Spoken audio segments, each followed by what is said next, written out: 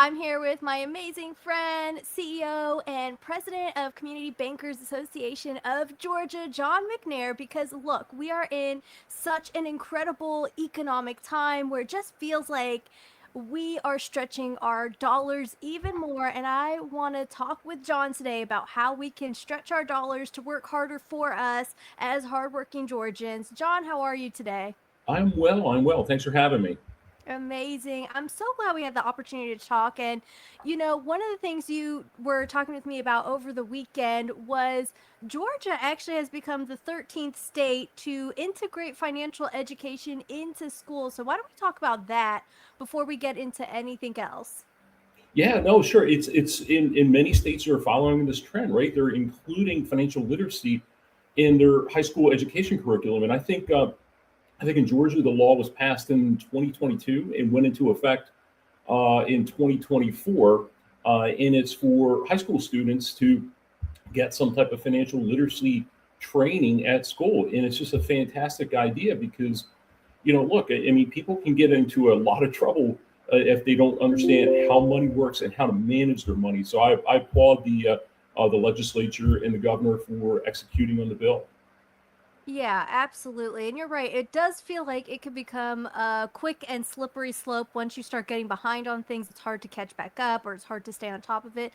Can you talk about how we can make our dollars work a little bit harder for us at the end of each paycheck instead of feeling like we're going from paycheck to paycheck or having to pick between groceries and paying a car note? What are some easy tips people can do to help themselves in stretching their dollar a little further?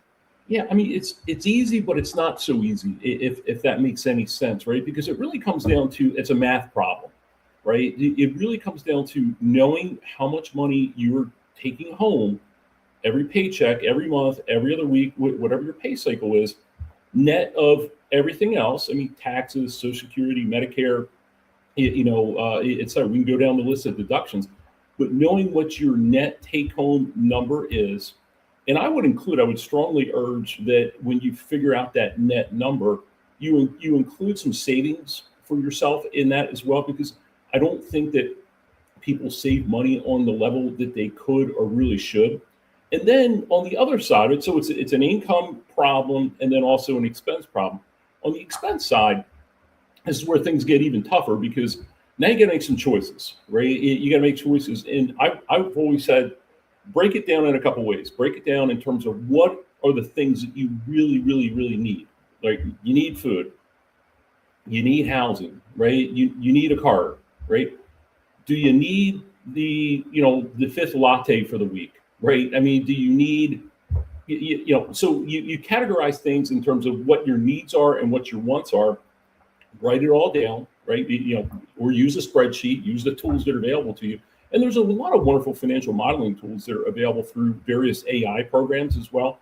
So I would suggest taking advantage and using those resources, but then figure out, okay, after I calculate what I'm bringing home versus what my needs are. Then if there's some money left over, think about what your wants are, right? Maybe it is that latte. Maybe it is going out for a nice expensive dinner, once or twice a month. But and those where the choices get tough because I think we all want the things that we want, but sometimes the budget just doesn't allow for that. So really, it just comes down to basic budgeting 101, personal budgeting, just as you would do as a business owner. These are decisions that business owners have to make every day, and I think if you go about it in that manner, that will provide some clarity in terms of what your situation really looks like. Yeah, absolutely. Now, one of the things I want to ask you about is, like you mentioned, it's a little bit of math, and I feel like that can be intimidating for people. Can you break down what people should be looking at? They're obviously looking at their pay stub. And then what are some of maybe the other documents they should be looking at that maybe they're getting in the mail or they're getting that monthly ping on their bank account? Can you explain what people should be looking for to kind of start calculating those what are my needs and what are my wants when they're looking at their bank statement? Yeah, sure. Well, I think a couple. Let me backtrack on a couple things too. Go back to the savings element, right? And compound interest is an individual's best friend, right? But it also can be somebody's worst enemy. especially with regard to credit cards, right? And I see a lot of people, and I know a lot of people over the years that have gotten into significant trouble with credit card debt. Credit card debt is the most expensive debt you can possibly have. 20, 25% interest rates, even with people with good FICO scores and good credit history, you can pay a pretty hefty interest rate on those outstanding balances. So this again, this comes down to understanding what you want and what you need. I would tell you, when you get that credit card statement every month, pay it off in full. Don't pay the minimum balance, pay it off in full. That way you don't incur any revolving debt at a very high interest rate. Plus, too, if you get a credit card, I mean, there's so many good credit cards out there, but the rewards points really can rack up as well. I mean, you can do very well with rewards programs if you're using your credit card properly. So that's one thing I would tell people to look at every month, is when you get that statement in the door, look at that credit card balance. Um, I think too, it's you know, it just comes. We get into trouble too, I think, with subscriptions. The monthly subscriptions are something that pile up very quickly, and people forget how many things they actually signed up for, and how many Right. things are coming out of their checking account or being billed to their credit card automatically. And if you pause one, every so often, and look at all the subscriptions that you've signed up for, and ask yourself that question, do I really need all these different subscriptions? Chances are you probably won't. So look at those subscriptions on a monthly basis as well, and try to start extricating yourself from the ones that you really don't need. Absolutely. What would you say right now, if you were to give yourself advice? What's the first thing you would start with when it comes to kind of creating that checks and balances of things you need versus things you want, or how to feel like you're taking control of your finances during an economic time like this? Mhm. Yeah, I mean, it's kind of crazy, because if you think about the last 20, 25, 30 years, people talk a lot about mortgage rates, being high, and relative to the last, that 12 and a half year cycle that we were in. Yeah, they are a little bit high, but in 1982, my in-laws purchased a house in Pennsylvania and had an 18% mortgage. So everything's kind of relative. To me, it's prioritization, right? It just is. It really, you know you can enjoy your life, and you can have good things, but it's prioritizations. I mean, you think about cars. There's so many different types of cars out there. I was never a car guy until a little later in life, and then you realize, like, oh my God, it's really expensive to get an oil change in this particular car, and wow, the tires, when they need new tires, the tires are about $200 more a tire. So it really kind of made me rethink about what type of car I want to drive. Again, what do I want versus what do I need? But I was fortunate that I had some good mentors growing up, who told me, always pay yourself first. And what that meant to me was, save as much money as you can and invest it wisely.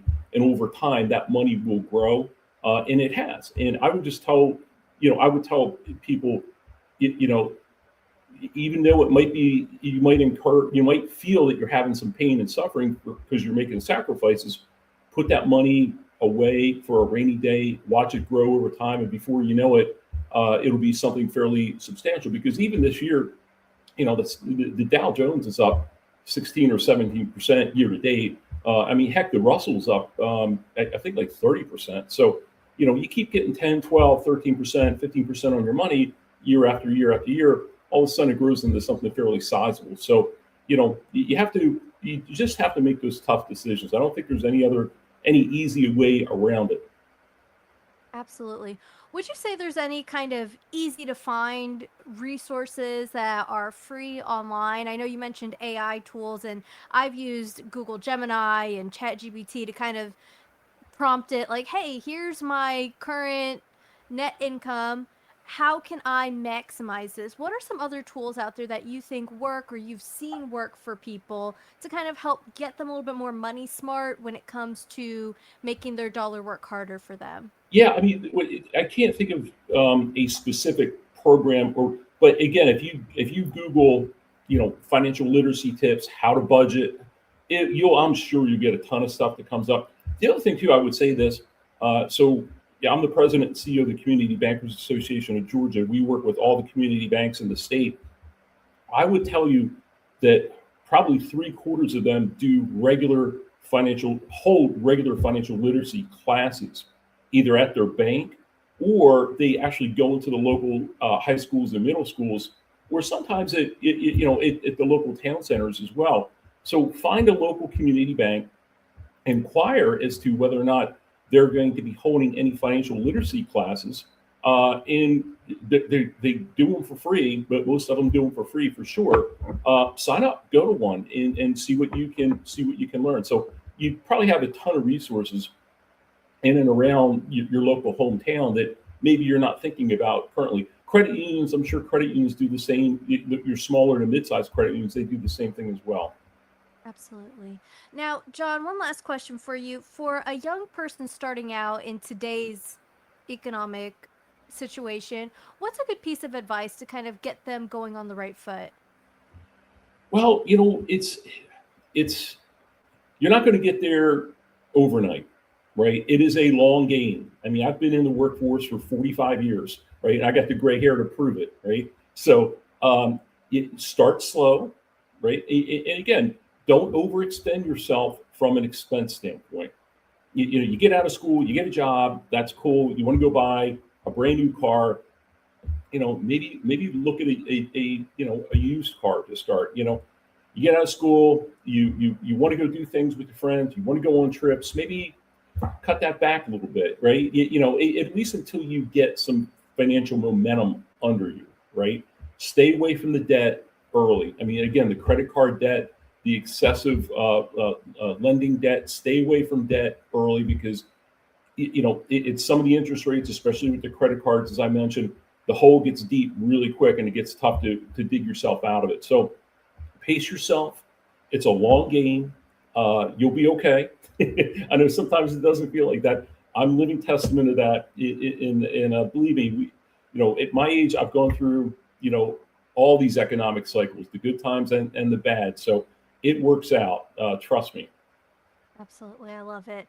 John, is there any way people can stay in touch with you if they want to ask you questions or kind of learn more about how they can get a little bit more information on how to identify these economic cycles that you're talking about? Is there any way they can stay in touch with you? Yeah, our website is cbaofga.com. So, feel free to, access that and send us a note. And if we can help you in any way with directing you to resources or people or services, I'm more than happy to do it. Wonderful. Amazing. John, thank you so much. I so appreciate your time today and your knowledge and wisdom you've shared with us. And I can't wait to talk to you again soon.